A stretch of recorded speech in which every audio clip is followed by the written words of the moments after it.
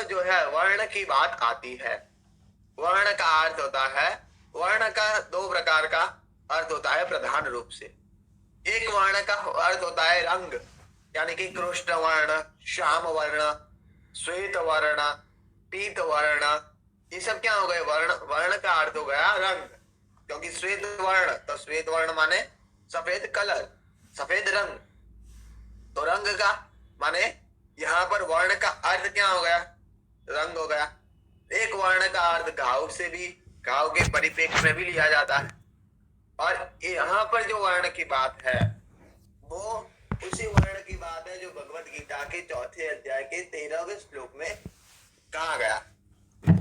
बताइए, चौथे अध्याय का 13वां श्लोक भगवान ने क्या कहा है? किसी के पास भगवत गीता है?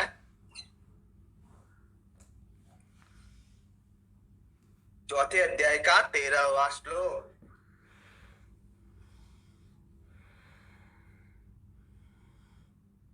चातुर्वर्णम मया सृष्टा गुण कर्म विभागसः, यानी कि भगवान इसमें कह रहे हैं कि 4 प्रकार के वर्णों की रचना की है। तो इसके दो अर्थ हो गए, 4 प्रकार के रंग भगवान ने बनाए, या फिर 4 प्रकार की वर्ण व्यवस्था भगवान ने बनाई, भगवान ने उसकी रचना की। तो वर्ण है, वर्ण का अर्थ यहाँ पर हमें रंग लेना है, या फिर जो हमारे व्यक्तिगत, हमारे जीवन के जो विभिन्न रूप है, समाज की व्यवस्था के लिए जो 4 वर्ण बनाए गए हैं उसे देखना है। तो उसके लिए आगे कहा कि गुण कर्म विभागशः, जो गुण और कर्म के अनुरूप कर्मानुसार जो होते हैं वो 4 प्रकार के गुण की रचना, 4 प्रकार के वर्ण की रचना भगवान ने की है। चातुर्वर्णम मया सृष्टा गुण कर्म विभागशः, यानी कि 4 प्रकार के वर्ण की रचना भगवान ने की। लेकिन वो भी किस तरह से? किसी, ऐसा नहीं है कि क्षत्रिय के वंश में उत्पन्न हुआ क्षत्रिय हुआ, ये वर्ण व्यवस्था सनातन धर्म ने नहीं स्वीकारी। जन्मना व्यवस्था को कदापि सनातन धर्म ने स्वीकारा नहीं है, क्योंकि यहाँ पर जन्मना जायते शूद्र होता है, और शूद्र भी कोई व्यक्ति नहीं होता। उसमें जो बाल्यकाल से जो अज्ञान आ जाता है, जो जन्म जन्मांतर में उसे आत्मज्ञान के अभाव का जो दर्शन दिया गया है, उसके लिए यहाँ पर उसको शूद्र की संज्ञा दी गई है। तो उसके अबोधपन के लिए, उसके अज्ञान के लिए जन्मना बालक को शूद्र माना गया है। इसीलिए घर में जब बालक या बच्चा जन्म लेता है तो घर में सूतक आ जाता है, सर घर में छूतवास कर दे जाते हैं। मंदिर पूजा पाठ इत्यादि भी हम जो है उसका निषेध करते हैं। क्यों? क्योंकि बालक के अंदर जो है वो अज्ञान है, अबोध है, उसका प्रतीक है। और घर में भी जब तक बालक का यज्ञोपवीत संस्कार न किया हो तब तक उसको पूजा पाठ इत्यादि में बैठने इत्यादि का अधिकार नहीं प्राप्त होता। क्यों? क्योंकि वो अज्ञान का प्रतीक है, अभी शूद्र है, और शूद्र माने अज्ञानी। तो यहाँ पर भी जो है भगवान ने उस अवस्था को दर्शाया है अज्ञान के रूप में।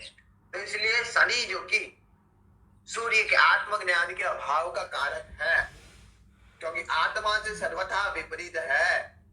सूर्य का प्रकाश, सूर्य प्रकाश है, तो शनि उसकी परछाई है, अंधेरा है, छाया पुत्र है।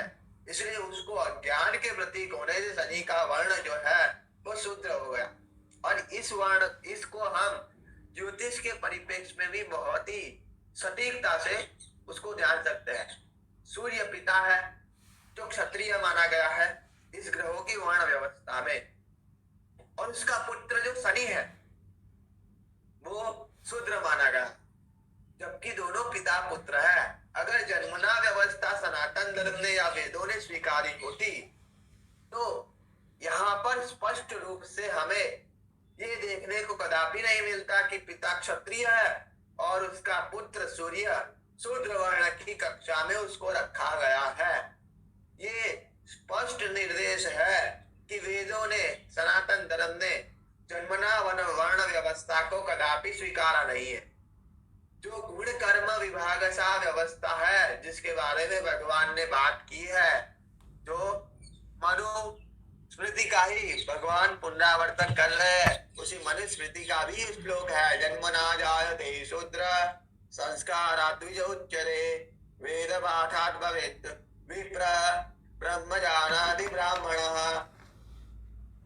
कि यज्ञोपवीत संस्कार के बाद ही द्विज वर्ण को प्राप्त होगा, और वो भी द्विज बनेगा नहीं, वो द्विज संकल्पित होगा।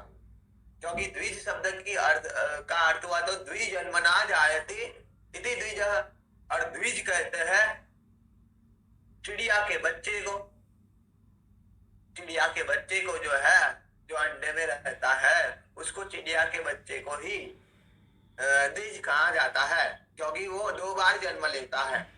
पहले रूप में जो है चिड़िया के गर्भ से जो है अंडे के रूप में, और फिर अंडे को फाड़ कर जो है वो अपना दूसरा जन्म लेता है।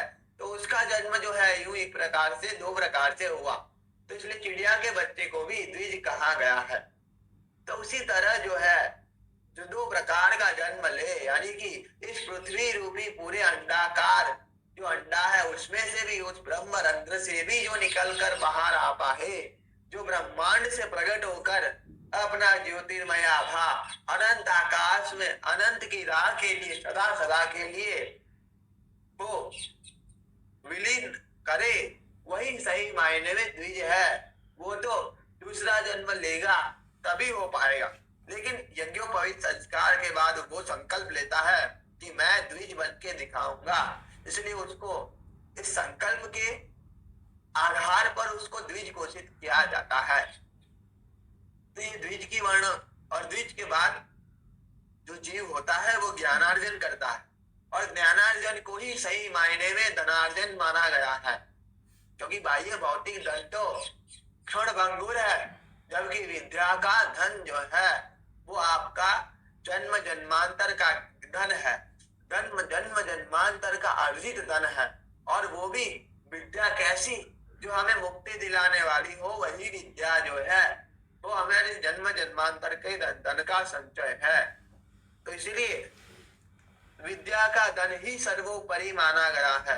तो धनार्जन, सबसे बढ़िया धनार्जन कौन सा है? तो विद्या का धन। क्यों? क्योंकि आज यदि हम में से जितने भी लोग हैं उसमें से किसी की भी इस पूरे ब्रह्मांड में किसी की भी मृत्यु हो जाती है, तो उसका सारा धन, सारा संपत्ति, सारी भौतिक संपत्ति, भौतिक उपलब्धियां धरी की धरी रह जाएगी, लेकिन उसके बाद जो आत्मा के साथ जो आत्मज्ञान गया है वो आत्मज्ञान लुप्त नहीं हो। उसके बाद जो विद्या का धन वो सूक्ष्म रूप में उसको फिर कभी प्रकट होना पड़े वो बात अलग है, लेकिन जन्म जन्मांतर में भी वो अपने साथ उस आत्मा के साथ उस धन को लेके जाएगा। तो इसलिए विद्या के धन को ही सर्वधन से ऊपर बताया गया है। और इसलिए संस्कृत में एक लोकोक्ति भी प्रसिद्ध है कि विद्या धनम सर्वधनम प्रधानम, कि विद्या का धन जो है सभी धनों में सबसे प्रधान है। तो इसलिए वो वैश्य, तो यहाँ पर बुद्ध को भी, बुद्ध जो कि विद्यार्थी है, विद्यार्थी क्यों? क्योंकि गुरु जो है एक प्रकार से गुरु के पुत्र के रूप में, गुरु पत्नी के गर्भ से बुद्ध की उत्पत्ति हुई है, तो एक प्रकार से गुरु का ही पुत्र के रूप में भी लिया गया है। तो बुद्ध जो है जैसे गुरु प्राध्यापक है, आचार्य है, गुरु और आचार्य में यूं तो भेद है, लेकिन पढ़ाने के लिए वो गुरु है, तो उन्हीं के पुत्र के रूप में, उन्हीं की पत्नी के गर्भ से प्रकट होने की वजह से बुद्ध जो है वो विद्यार्थी का प्रतीक है। और ज्योतिष में भी बुद्ध को विद्या का कारण माना गया है। तो इसलिए बुद्ध जो है वो वैश्य ग्रह है। तो जन्म से व्यवस्थाएं अपने देखते गए, और चंद्रमा भी जो कि 16 सालों का, 16 कलाओं से परिपूर्ण 16 साल की आयु को दर्शाने वाला भी बताया गया है। तो चंद्र भी वैश्य ग्रह के अंतर्गत लिया गया है, क्योंकि द्विज संकल्प सही मायने में जीव को वैश्य बनाता है और वो द्विज संकल्प को शिव संकल्प माना गया। तो संकल्पों का, सत्य संकल्पों का जो निर्वहन होता है वो मन के माध्यम से होता है। तो इसलिए मन का कारक चंद्रमा को और विद्या के कारक बुध को, दोनों ग्रहों को वैश्य ग्रहों की परिणति में रखा गया है। तो दो ग्रह हो गए वैश्य, चंद्रमा और बुध। स्थूल रूप से देखा जाए तो दोनों व्यापार के साथ भी जुड़े हुए हैं। वैश्य माने धनार्जन करने वाला, और दोनों सबसे सर्वाधिक गतिशील ग्रह, 9 ग्रहों में से सर्वाधिक गतिशील यदि 2 ग्रह हो तो वो है चंद्रमा और बुध। इसलिए चंद्रमा और बुध सबसे गतिशील है। तो इसलिए वैश्य के अंतर्गत इनको इसीलिए रखा गया है, वैश्य उनको इसीलिए माना गया है क्योंकि धनार्जन या विद्या का धन एक जगह बैठकर या फिर जो स्थायी है, यानी कि आसक्त होकर नहीं पाया जा सकता। एक जगह बैठना, चिपकना, लिपटना आसक्ति की बात है। जैसे हम जितना भी कक्षा पढ़े तो उन कक्षाओं में यदि पहली ही कक्षा में हम 10 साल तक बैठे रहे तो क्या हमारा ज्ञान बढ़ सकता है? बिल्कुल नहीं बढ़ेगा। क्यों? क्योंकि हमें आगे बढ़ना है। विद्या का जो स्तर है वो निरंतर हमें बदलना है, उसमें और आगे जाना है। एक जगह पहली ही कक्षा में 10 साल तक बैठने से कोई विद्या नहीं पा सकता। इसलिए जो गतिशील ग्रह है, दोनों सर्वाधिक गतिशील की जो सर्वाधिक गतिशील है वो वैश्य ग्रह के अंतर्गत इन दोनों को रखा गया है। क्योंकि विद्या जो है, जैसे चाणक्य नीति में भी दर्शाया गया है, का कविष्ठा भगो ध्यानम स्वान निद्रा तथैव च अल्पाहारी गृहस्थ्यागी विद्यार्थी पंच लक्षणम। यानी कि विद्यार्थी के 5 लक्षण इसमें दर्शाए गए। तो इसमें आखिरी है गृहस्थ्यागी। पहले गुरुकुल में जब बालक जाते थे तो वो गृह त्यागी होते थे, और वही विद्या का सर्वाधिक प्रशस्त मार्ग जिसको दर्शाया गया है। तो इसलिए यहाँ पर भी वैश्य ग्रह जो चंद्रमा और बुध है, सबसे गतिशील ग्रह है, उनको वैश्य की कक्षा में, वैश्य की एक प्रकार से हम अंग्रेजी में कहें तो कैटेगरी बोल सकते हैं कि वैश्य की श्रेणी में जो है इन दोनों ग्रहों को रखा गया है। क्योंकि वैश्य सही मायने में वैश्य तो ज्ञानार्जन ही है, और ज्ञानार्जन जो है स्थायी रूप से, यानी कि आसक्त बनकर नहीं लिया जा सकता, उसके लिए अनासक्त चाहिए। और अनासक्ति जो है वो गरुड़ की बात ही आकाश में, गगन में उड़ने की बात है। तो इसलिए गगन की वो उड़ान छात्र बढ़ पाए, इसलिए चंद्रमा और बुध जो सबसे तेज, यानी कि एक प्रकार से हम सबसे अधिक उसको ग्रास्पिंग पावर को सबसे अधिक ग्रहण करने वाला जो ग्रह है वो चंद्रमा और बुध है, इसलिए उनको वैश्य की कक्षा में रखा गया है। तो चंद्रमा और बुध दोनों हो गए वैश्य। तो उसके बाद जो है क्षत्रिय की बात आती है। तो क्षत्रिय कौन हुए? क्षत्रिय है सूर्य और मंगल। तो क्षत्रिय का अर्थ हुआ कि जो छत्र को धारण करे, छत्र माने जो छत्र को धारण करे अपने सिर पर। तो वो कब होता है? जब विवाह होता है तब वर के सिर पर छत्र रखा जाता है। इसका अर्थ ये है, आज भी रखा जाता है, इसका अर्थ ये है कि हमें जो है वो गृहस्थ में प्रवेश करने जा रहा। और गृहस्थ क्या है? पूरी गृहस्थी को, गृहस्थ है मायाओं का महासमर, जहाँ पे परिवार का भरण पोषण इत्यादि का भार जो है, निर्वहन का भार जीव पर आ जाता है। तो ये जो गृहस्थ में आया, अर्थात मायाओं के महासमर में उसने प्रवेश पाया। तो वो गृहस्थ की अवस्था ही सही मायने में क्या है, क्षत्रिय का वर्ण है।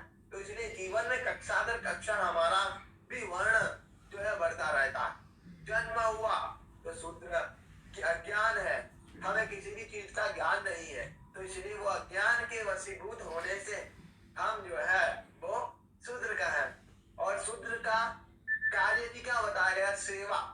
क्योंकि अगर हमें कुछ बात पता नहीं है तो हमें क्या करना पड़ेगा, कोई कहे उसका अनुसरण करना पड़ेगा, क्योंकि हमें उस चीज का ज्ञान ही नहीं है।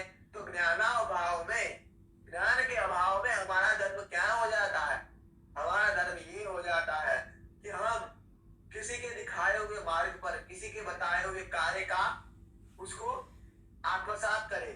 तो भगवत गीता में जो शूद्र का धर्म बताया गया है 18वें अध्याय में, उसमें भी यही चीज दिखाई गई है कि परिचर्यात्मकम शूद्र। भगवत गीता के 18वें अध्याय में चारों वर्ण के बारे में क्या क्या कर्म होते हैं, किस किस कर्म से कौन पहचाना जाएगा, उसका जब निर्देशन किया गया तो कहा कि परिचर्यात्मकम शूद्र, यानी कि जो सेवा है, सेवा करना है, वही शूद्र का कार्य है। तो क्यों, क्योंकि अज्ञानी है, उसको बोध नहीं है। इसलिए यदि वो बोध नहीं है और कोई कार्य सेवा के अतिरिक्त कोई कार्य करने जाएगा तो उस कार्य का सब उल्टा पुल्टा हो जाएगा। तो इसीलिए उसको सेवा की श्रेणी में रखा गया है। तो यूं इस प्रकार शनि जो है वो शूद्र का कारक हो गया, क्योंकि उसको सेवा ही करनी है। और ऊपर भी हमने देखा कि शनि नौकर है, तो नौकर का काम भी सेवा है, और यहाँ पर शनि को वैश्य दिखाया गया। देखिए कितना सामंजस्य है, सब चीज आपस में जो है वो जुड़ी हुई है, और उन्हीं जो जुड़ी हुई चीजों को ही हमें देखकर उसका दर्शन हमें पाना है। तो फिर शूद्र वर्ण का ग्रह हो गया शनि, और फिर जब जीव जो है ज्ञानार्जन के बाद अगली अवस्था में अर्थात गृहस्थी में प्रवेश पाता है तो सूर्य और मंगल, सूर्य माने राजा, वो अपनी गृहस्थी का राजा हुआ। तो वर के पीछे भी हम क्या लगाते हैं, राजा लगाते हैं, वर राजा। तो राजा शब्द का अर्थ हुआ कि अब वो जो है अपने गृहस्थी में राजत्व को अर्थात ज्योतियों को पाएगा। राज माने ज्योतिया, यानी कि उसको भी राजा की बाती।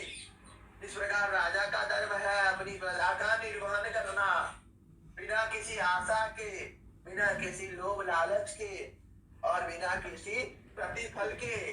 उसी प्रति जो गृहस्थ में जा रहा है उस जीव का भी धर्म हो जाता है कि अपनी पत्नी का और बच्चों का जो प्रजा के रूप में है उसकी अपनी सूक्ष्म स्वरूप है, राज्य का सूक्ष्म स्वरूप उसके घर में आ गया।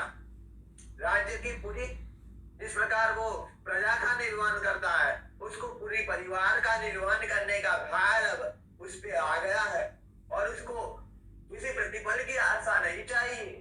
जिस प्रकार भगवान सूर्य नारायण, भगवान भुवन भास्कर बिना किसी प्रतिफल के सारे सचराचर को, सारे जग को, अनंत अनंत ब्रह्मांड को जिस प्रकार अपनी उष्मा देते हैं, अपना ताप देते हैं, अपनी ऊर्जा देते हैं, और बदले में कुछ भी वो आशा नहीं रखते। बारिश भी सूर्य नारायण की कृपा से ही होती है, और सभी व्यवस्थाओं का संतुलन भगवान भुवन भास्कर की कृपा से होता है।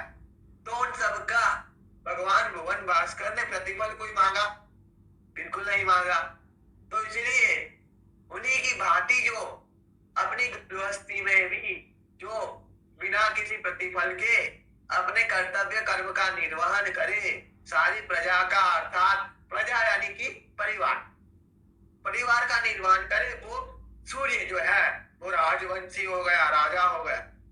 तो इसलिए राजा, वर के साथ भी हम राजा ही लगाते हैं कि वर राजा, तो इसलिए वो राजा का प्रतीक हो गया होने से जो गृहस्थ धर्म में प्रवेश पाया तो वो हो गया सूर्य। और मंगल, मंगल जो कि सेनापति है, उसे मायाओं का महासमर लड़ना है, तो लड़ना है, योद्धा है वो। तो इसलिए योद्धा होने से मंगल को सेनापति दर्शाया गया कि मंगल ही सही मायने में योद्धा है। क्यों योद्धा है? क्योंकि उसे सारी मायाओं के सामने लड़ना है। तो गृहस्थ में प्रवेश पाया जब जीव ने, तो उसका वर्ण हो गया क्षत्रिय। बाल्यकाल में जब जन्म काल था, तो जन्म काल में उसका वर्ण हुआ शूद्र वर्ण, क्योंकि वो अज्ञानी है। उसके बाद जब वो पढ़ाई करने गया, अध्ययन करने गया, गुरुकुल में गया, तो उसका वर्ण हो गया वैश्य। और अब जब गृहस्थी में वो प्रवेश पाया है जीव, तो उसका वर्ण हो जाएगा क्षत्रिय। उसके बाद जब आगे आएगा, अर्थात आगे चलेगा, यानी कि गृहस्थी के बाद जब वो वानप्रस्थ में अर्थात वन में प्रस्थान करेगा, वन में प्रस्थान को ही वानप्रस्थ कहा गया। अगला जो गृहस्थी के बाद का धर्म है, तो उसमें उसको पुनः उस ब्रह्म ज्ञान की तलाश में सचराचर की प्रकृति की निष्काम भाव से सेवा करनी है। वानप्रस्थ माने बिना किसी बदले की आशा के, लोभ लालच के, कपट के, जो उसने जीवन में पाया उसका वानप्रस्थीकरण अर्थात वन में प्रस्थान करके सचराचर में प्रकृति की सेवा करे। क्योंकि वानप्रस्थ धर्म का जब तक वो निर्वहन नहीं करेगा, प्रकृति का वो सदा ऋणी रहेगा। क्योंकि प्रकृति पर्यावरण में हमें वायु दिया, उष्मा दिया, जल दिया, प्रकृति ने सब कुछ दिया, भोजन अन्न दिया, तो उसको भी हमें सेवा अर्थात खेत खलिहानों में अन्न उपजाना, ये सब कार्य जो है वो उसको करने हैं। तो प्रकृति के अत्यधिक समीप होने से भी ब्रह्म ज्ञान को वो पाएगा। क्योंकि ब्रह्म ज्ञान जो है आसक्त जगत में संभव नहीं, वो निष्काम प्रकृति की गोद में रहकर ही पाया जा सकता है ब्रह्म ज्ञान। इसलिए हमने जाना कि विद्यार्थी के लक्षण में गृहस्थ त्यागी है कि घर परिवार की गोदी में रहकर या फिर सुख सुविधाओं के मध्य में रहकर विद्या का अर्जन करने की परिपाटी सनातन धर्म ने स्वीकारी नहीं है। वो तो जो तपस्या के द्वारा, तप के द्वारा विद्या का अर्जन होता है, तप के बिना विद्या का अर्जन नहीं हो सकता। इसलिए यहाँ पर जो ब्रह्म ज्ञान की बात है, वो ब्रह्म ज्ञान खोजने के लिए भी किसी घर की, किसी परिवार की, किसी भौतिकता की आश्रय की आवश्यकता नहीं है, बल्कि उसको प्रकृति की गोद में जाना पड़ेगा। तो जब जीव प्रकृति की गोद में जाएगा, तो वो सही मायने में अपने ब्रह्मत्व को निखारेगा, अपने ब्रह्मत्व को उसको प्राप्ति होगी, ब्रह्म ज्ञान की उसको प्राप्ति होगी। तो सभी प्रकार से वो निर्लिप्त होते हुए अपने सारे जीवन के तमाम दायित्व को अपने उत्तराधिकारी को उसका प्रशिक्षण देते हुए, उसमें से स्वयं निवृत्त होते हुए वो जब संन्यास की ओर प्रयाण करे, तो उस अवस्था का नाम ही ब्रह्मत्व है। क्योंकि वानप्रस्थ में वन में जाकर ऋषि मुनियों की भांति उसको तपस्या करनी है। उसने जो मायाओं के महासमर में अथवा तो जीवन काल में अपनी जो ऊर्जा माया जगत में खोई है, उस ऊर्जा को, उस उष्मा को उसको पुनः अर्जित करना है। क्योंकि ब्रह्म तेज जो है उसको पुनः प्राप्त करना है। इसलिए वो वन में प्रस्थान करेगा, सारी भौतिकताओं को, सारी सुख सुविधाओं का परित्याग करके वो वन में प्रस्थान करेगा। तो यही अवस्था जो है वो वानप्रस्थ की है, और यही सही मायने में वन में रहने वाले ऋषि मुनियों की ब्रह्म ज्ञान की समकक्ष है। तो इसलिए वो ब्रह्मत्व आ गया, और वो ब्रह्मत्व जो है वो बृहस्पति में है, इसलिए बृहस्पति ब्रह्मत्व का कारक है। और शुक्राचार्य जो कि संजीवनी बूटी का, संजीवनी विद्या का कारक है, उसने भी, शुक्राचार्य ने भी उस विद्या को तप के द्वारा ही अर्जित किया था। भगवान महाशिव की अनन्य तपस्या करके शुक्राचार्य ने संजीवनी मंत्र को पाया। कि कविनो मित्रा वरुणा तो विजाता उरुक्षया दक्षम दधाति अभ्रसम। जो इस संजीवनी मंत्र को उसने पाया है शुक्राचार्य ने, तो उसने किस प्रकार पाया, ये भी उसकी भी कथा का वर्णन वेदों में किया गया है। तो शुक्राचार्य ने संजीवनी बूटी को भी स्वयं को मिटाकर अर्थात ब्रह्मत्व को प्राप्त कर कर उस संजीवनी विद्या को, संजीवनी बूटी को उसने पाया। तो इसीलिए उस ब्रह्मत्व की, उस संजीवनी की तपस्या का जो उसको आत्मसात कर किया है वो शुक्राचार्य ने किया और देव गुरु बृहस्पति ने किया। तो दोनों ने ब्रह्म ज्ञान को प्राप्त किया होने से दोनों प्रकृति के अनन्य करीब है, सब सर्वाधिक निकट है। तो इसलिए दोनों को जो है वो ब्राह्मण की श्रेणी में, ब्रह्मत्व की श्रेणी में रखा गया। तो इस प्रकार वर्ण की व्यवस्था जो है वो हुई। और उसके बाद जब अगला वर्ण मिलेगा, यानी कि वानप्रस्थ जब वो संन्यास को ग्रहण करेगा तो अपने सारे अतीत को भुला देगा और वो अपना सारा परिचय, सारी वर्ण व्यवस्थाओं से वो ऊपर उठ जाएगा। उसका वर्ण कौन सा हो जाएगा? उसका वर्ण हो जाएगा आत्मवर्ण। उसका गोत्र कौन हो जाएगा? उसका ब्रह्म गोत्र हो जाएगा। उसका वंश कौन सा हो जाएगा? उसका मात्र एक ही वंश रहेगा और वो है नारायण वंश। तो इस प्रकार जो संन्यास को पा गया उसने अपने सारे अतीत को भुला दिया, अर्थात सारी वर्ण व्यवस्थाओं से स्वयं को चिता में आत्म अग्नियों में दहन कर कर वो प्रकट हुआ संसार में ब्रह्म की बात। चलता फिरता तीर्थ हो गया, चलता फिरता नारायण हो गया, चलते फिरते ईश्वरत्व को उसने पा लिया। तो इसलिए सन्यासी को नारायण का स्वरूप बताया गया। और कबीरदास जी ने भी पूछा, कहाँ है कि जात न पूछो साधु की, पूछ लीजियो ज्ञान, मोल करो तलवार का, पड़ा रहने दो ज्ञान। यानी कि कबीरदास जी ने भी यही कहा है कि साधु की जात नहीं पूछनी चाहिए, क्योंकि उसका तो वो तो सारे वर्णों से, सारे जात पात से वो ऊपर हो गया। तो जात पात पूछे नहीं कोई, हरि का को बड़े जो हरि का हर कोई।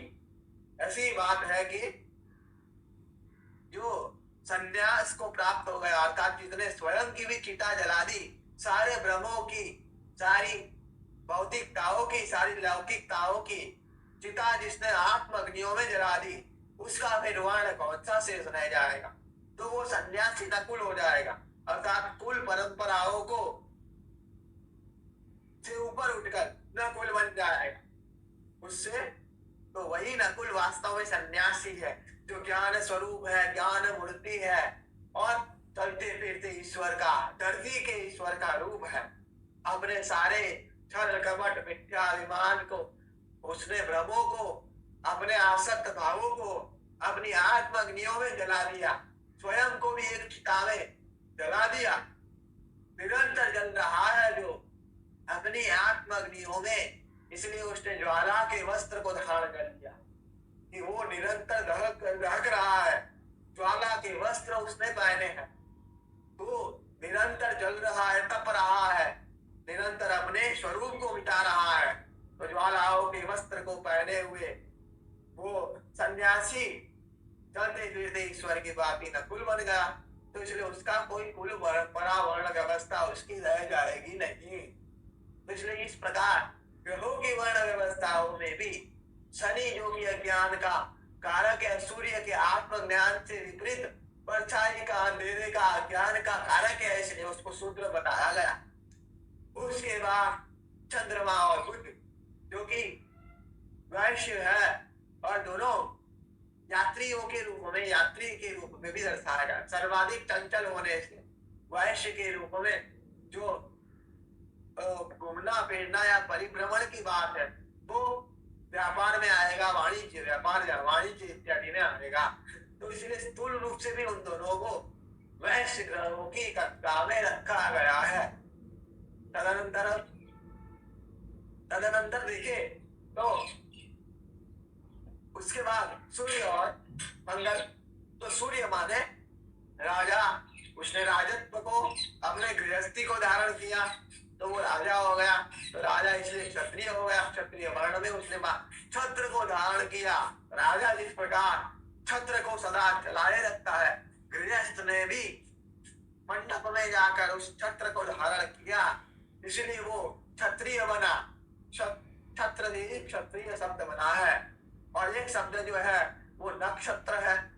तो नक्षत्र माने जिसपे कोई छत नहीं है, जिसपे कोई छत्र नहीं है।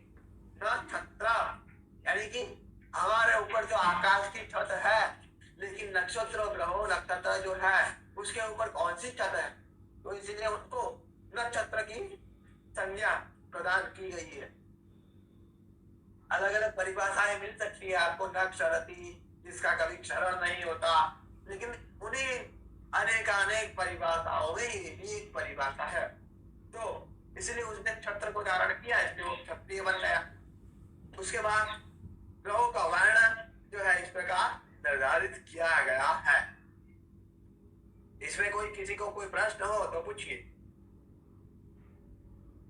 ग्रहों के वर्णों में या फिर इसमें कोई किसी को प्रश्न हो, कुछ और समझना हो, कुछ और पूछना हो, कोई और शंका हो, तो उसका समाधान खोजने का हम प्रयास करेंगे।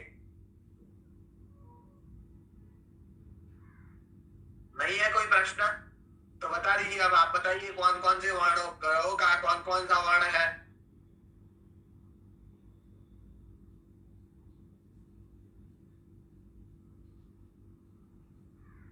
आवाज तो जा रही है ना कि पिछली बार की तरह म्यूट में बोल रहा।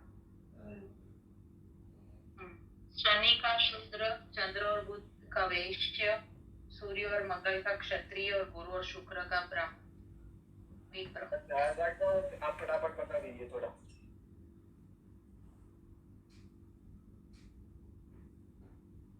ऐसा क्यों, आप फटाफट बता दीजिए।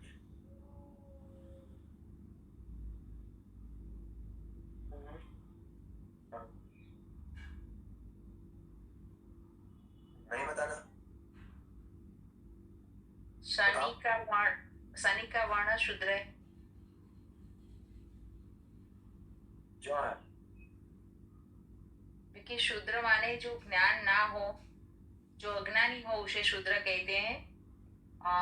भगवत गीता के 4थे अध्याय के 13वें श्लोक में भी समझाया है कि व्यवस्था कैसी है। गुण और कर्म के अनुसार ही 4 वर्ण दिए। हाँ फिर हाँ, तो जो बालक होता है उसको शूद्र कहते हैं। तो इसके हिसाब से शनि जन्म काल के समय, हाँ, जन्म काल के समय जो बालक होता है उसे भी शूद्र ही कहते हैं। उसके अनुसार ही शनि को भी शूद्र कहते हैं, क्योंकि आत्मज्ञान का वहां अवकाश होता है, उसीलिए शनि को शूद्र कहते हैं। उसके बाद आती है अवस्था ज्ञानार्जन और धनार्जन की, और विद्या को ही सर्वोपरि ज्ञान बताया गया है। और बुध और चंद्र दोनों ही बुध को गुरु का पुत्र बताया गया है। गुरु प्राध्यापक है और बुध वो विद्यार्थी है, तो उसी हिसाब से बुध को भी विद्या का कारक बताया है।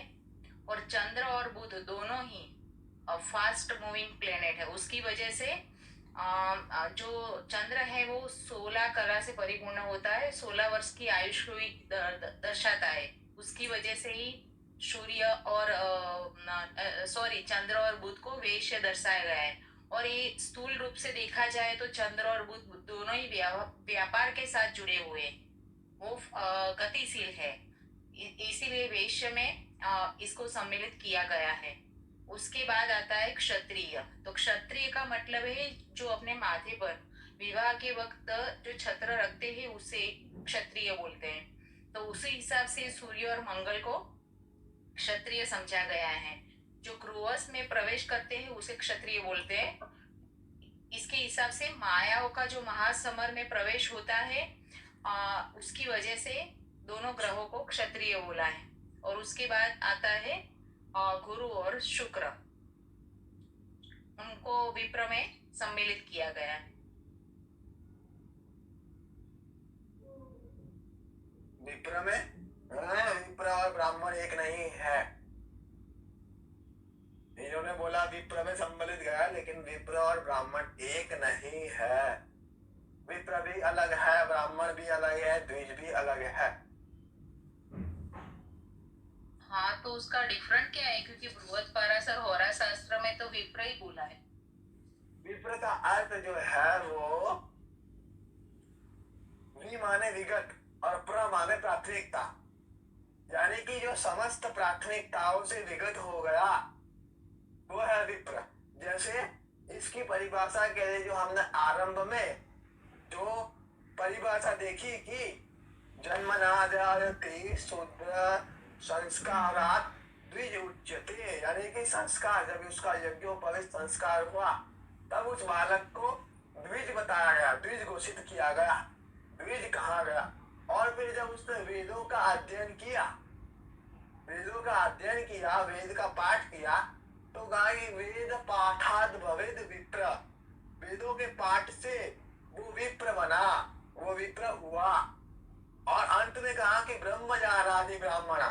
तो इसी श्लोक में जो है विप्र और ब्राह्मण की परिभाषा भी अलग है और उनके अर्थ को, उनकी श्रेणी भी अलग अलग बताई गई है कि वेद पाठात भवेद विप्र, वेद के पाठ से वो विप्र बना, लेकिन ब्रह्म को जब जाना तब वो ब्राह्मण बना। यानी कि वेद पाठात भवेद विप्र ब्रह्म जानाति ब्राह्मणः, कि जिसने ब्रह्म ज्ञान को, आत्म ज्ञान को पा लिया, सर्वत्र जिसने ब्रह्म को ही देख लिया, श्री राममय सब जग जानी, करो प्रणाम जोड़ी जीव पानी, जड़ चेतन जो जीव जग, जड़ चेतन जग जग जीव जग सकल राममय जानी, यानी कि सचराचर में उसने अपने परमात्मा को देख लिया। सर्वम विष्णुमयम जगत वासुदेव सर्वम ईशावास्यमिदं सर्वम, अर्थात सब कुछ परमात्मामय है, उसको जान लिया, ब्रह्मवत देख लिया जिसने, वही ब्राह्मण होगा। तो इसमें भी अर्थ तो स्पष्ट है कि वेद पाठात भवेद विप्र, वेद के पाठ से वो विप्र बना, और ब्रह्म जानाति ब्राह्मण, ब्रह्म को जब जाना तब वो ब्राह्मण बना। तो दोनों का अर्थ तो स्पष्ट है। अब उसके शब्दार्थ देखे तो विप्र में दो शब्द है, दो अक्षर है, एक वी और दूसरा प्र। तो वी शब्द का अर्थ होता है विगत, माने जो जिसे नष्ट कर दिया, जो जा चुका, जो उससे ऊपर उठ गया। क्या नष्ट कर दिया, किससे ऊपर उठ गया, किससे आगे निकल गया, तो बोला कि प्र माने प्राथमिकता, जो समस्त प्राथमिकताओं से ऊपर उठ गया वो सही मायने विप्र है। यानी कि अकिंचन, जिसको कुछ भी नहीं चाहिए, यानी कि वो, उसके लिए भी बहुत अच्छी वो परिभाषा है कि चाह गई चिंता मिटी, मनुआ बेपरवाह, जिनको कछु न चाहिए सो साहन के साथ। यानी कि इसमें भी जो है अपनी सारी चिंताओं को, व्यथाओं को मिटाकर जो ऊपर उठ गया, जिनको कुछ भी नहीं चाहिए, वही जो है अकिंचन ही जो है सम्राट होगा, सम्राट, चक्रवर्ती सम्राट होगा। तो वो अकिंचन भाव जो है वो विप्र है, जिनको किसी से कुछ भी आशा नहीं है, वो अकिंचन भाव विप्र का एक अर्थ सत्य भी होता है। तो विप्र का अर्थ जो है योग होता है। ठीक है, तो बुध और शुक्र कौन है? ब्राह्मण है। कौन है? ब्राह्मण। कौन है? अब बताइए बृहद पराधर शास्त्र में श्लोक में क्यों विप्र लिखा, पूछिए।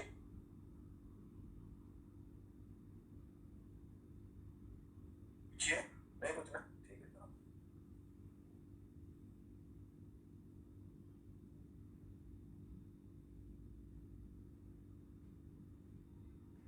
चलो, तो फिर अगला जो है प्रकृति के बारे में है कि गुरु, रवि, चंद्र सत्व प्रकृति के,